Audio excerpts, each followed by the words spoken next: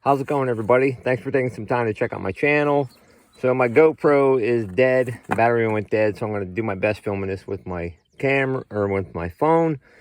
I have a holder for it, but I don't know where it's at. It sort of got lost in the move.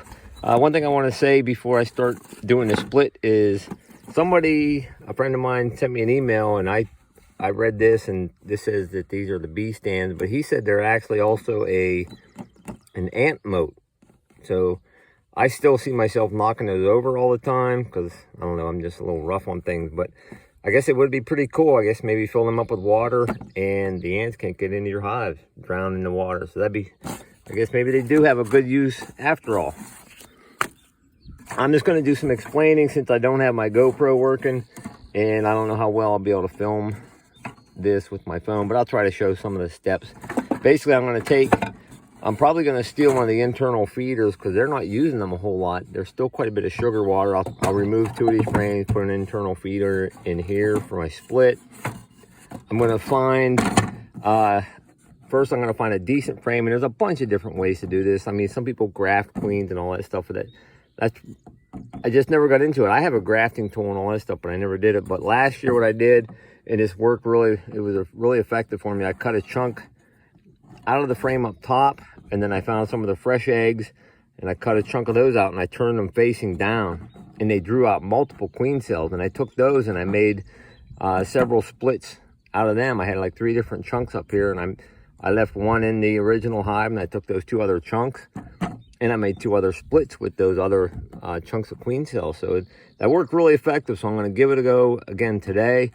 I tried it yesterday and I started way too late and things went south. All I did was get stung. I have one hive that I know that it isn't ready to be split, but my other one is pretty darn strong, and I believe it's ready to be split. So I'm going to get into there. I'm going to film what I can. And once I get that one, and I'll be taking some other frames of food.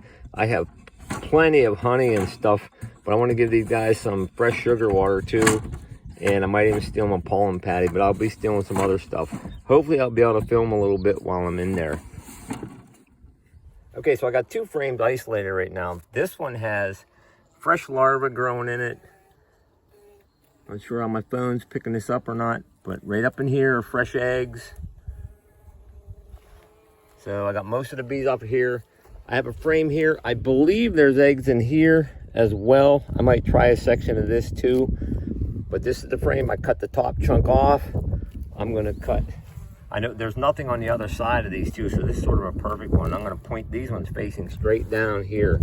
It seems like they're more apt to build queen cells that way. So I'm going to get some of these cut out of here, and then I'm going to zip tie them to the top, and then I'll show you that when I'm done. All right, so this is definitely not like the cleanest, easiest, neatest way to do this, but last year it was really effective for me.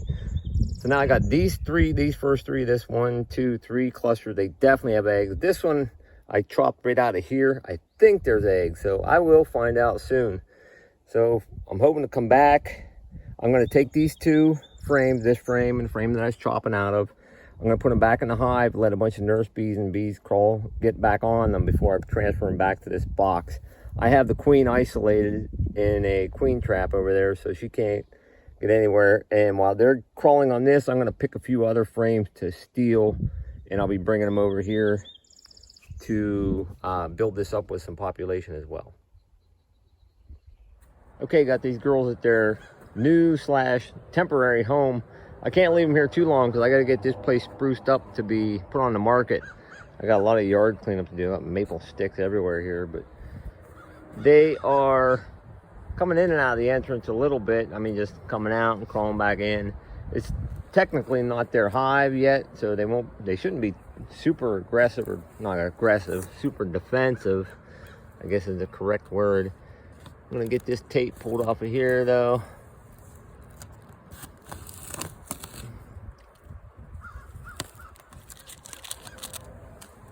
Let's lift this lid for a second here, show you what I got going on.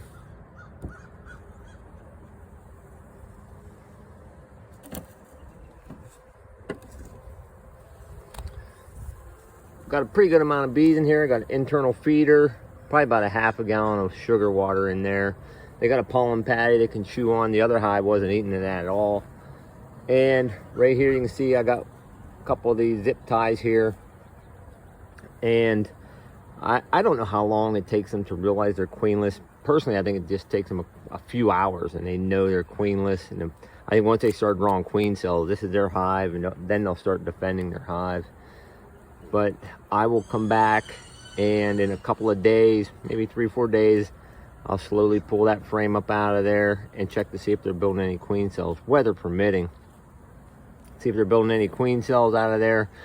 The one, when I used to do the walk-away splits and just putting frames in there, you had to be very, very careful because you could damage those queen cells, because a lot of times they built them out of the side of the frame and they would be connected to 2 frames. You could split them apart. It's actually starting to rain a little bit right now, but hopefully we'll have queen cells on at least one of these little chunks, if not all 4 of them. That'd be great.